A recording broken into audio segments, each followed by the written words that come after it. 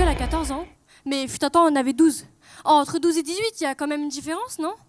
Parce que nous, mesdames et messieurs, elle n'était pas provocante avec un jogging normal, même si cela suffit pour qu'il devienne un animal. Et pourtant, c'est elle qu'on accuse.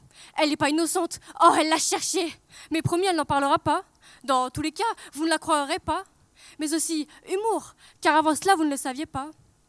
Elle ne s'appelle pas, mais 2 attouchements en 2 mois, ça peut tout détruire, même les plus beaux sourires.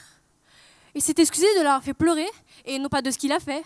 Certains se diront « Oh, elle ment !» Mais même lui n'arrivait pas à la regarder dans les yeux lorsqu'il devait expliquer ses actes honteux. Parce que pour eux, forcément, être sous, c'est une excuse.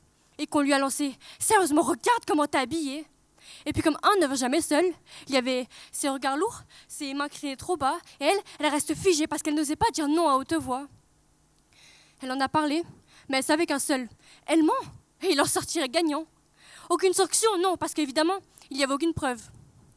Parce qu'un collège, ça doit protéger, non pas fermer les yeux. Et il nous rend compte même quand elle tremble un peu.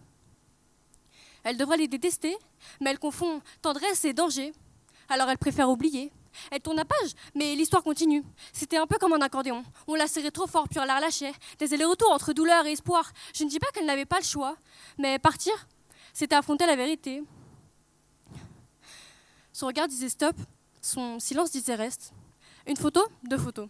Et puis comme on dit, il n'y a pas de 203, même si ça finissait plutôt en 203. Elle a regretté et recommencé. Pour lui encore, le même. On pourrait repartir à zéro. Peut-être confondait-elle l'attention avec l'amour. Mais l'accordéon se referme, chacun partit de leur côté. Et puis je la vis enfin, cette moi qui croyais à l'amour en vain, brisée par des mains sans chemin restreint. Mon pire ennemi? Non, ça n'a jamais été un homme. C'était le déni.